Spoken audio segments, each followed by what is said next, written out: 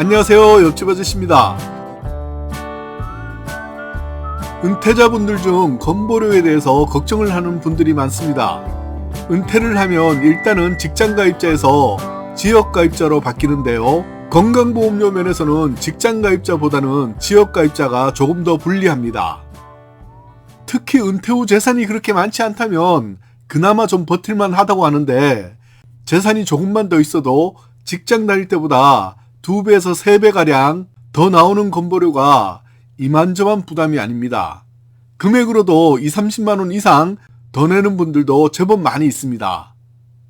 이 건보료가 왜 부담이 되냐면요, 현직에 있을 때에는 매월 급여도 꼬박꼬박 나오고 직장가입자는 5대5로 납부하지만 지역가입자가 되면 소득도 별로 없는 상태에서 일단은 100% 본인이 납부해야 하고 소득뿐만 아니라 재산까지 포함해서 건보료를 납부해야 합니다.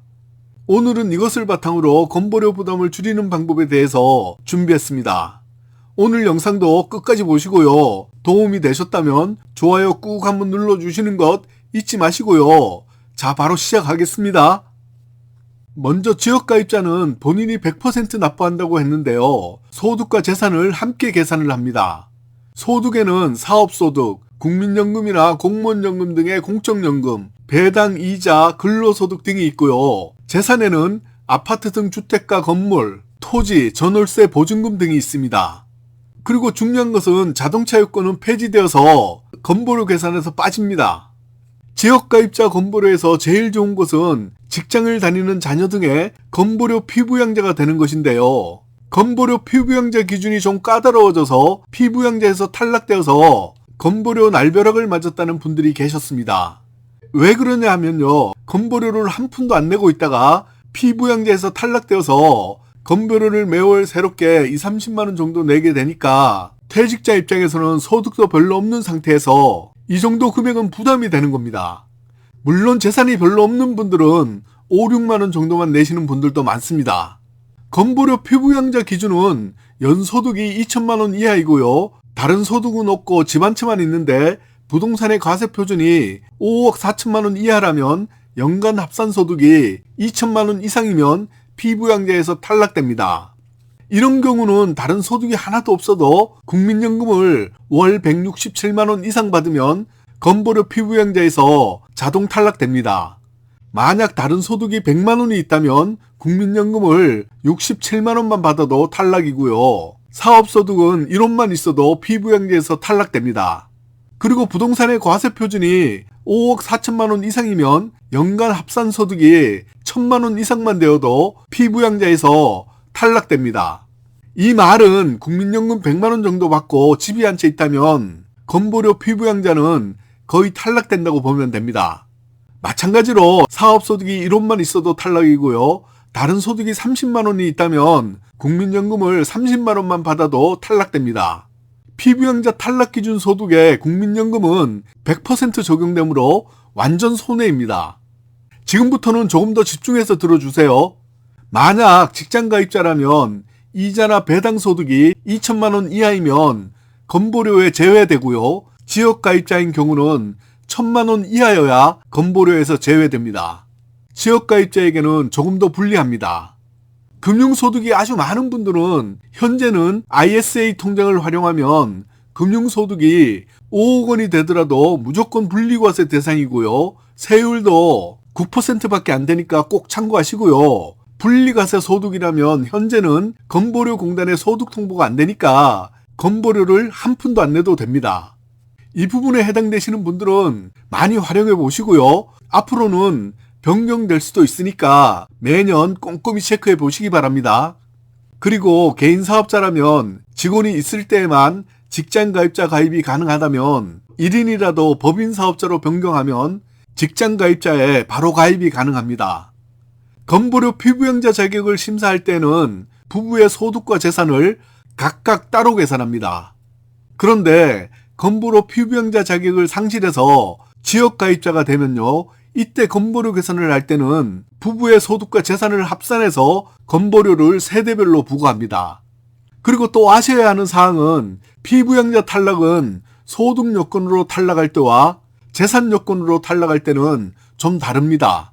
소득 요건으로 건보료 피부양자에서 부부 중 한 사람이 탈락을 하면요, 한 사람만 탈락해도 부부가 함께 동반 탈락이 됩니다.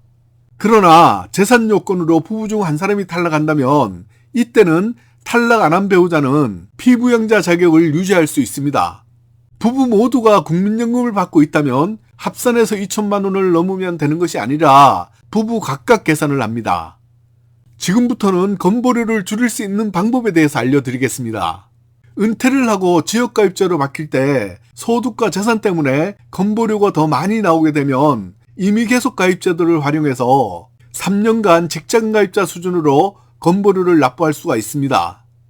그러나 직장 다닐 때보다 건보료가 더 많이 나오지 않는 분들은 가입할 필요가 없겠지요.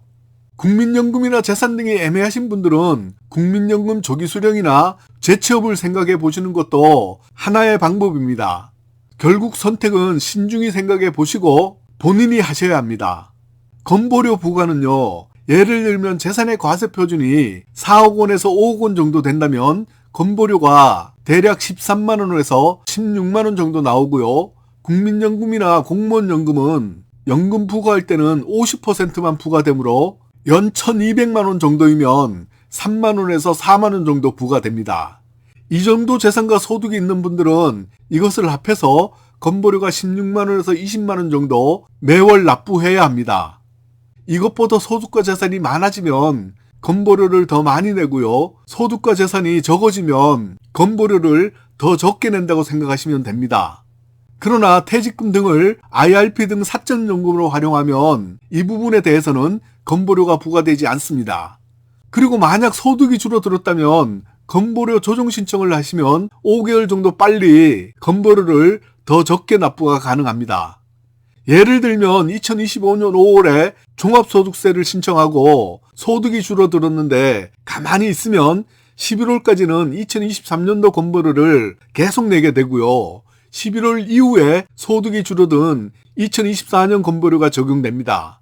그러므로 그냥 잊지 마시고 6월에서 7월쯤 건보료 조정 신청을 하면 5개월가량 일찍 2024년에 줄어든 소득이 적용되어서 건보료를 할인받을 수 있습니다. 2025년 5월에 2024년 종합소득세 신고를 하시잖아요. 만약 소득이 줄어들었다면 꼭 건보료 조정 신청을 하셔서 5개월 미리 할인을 받으시기 바랍니다. 한 달 늦게 신청하면 늦게 신청한 기간만큼 조정을 덜 받으니까 손해인 점 기억해 두시고요. 올해 경기가 너무 안 좋았기 때문에 내년에 해당되시는 분들이 많으실 것 같으니까요.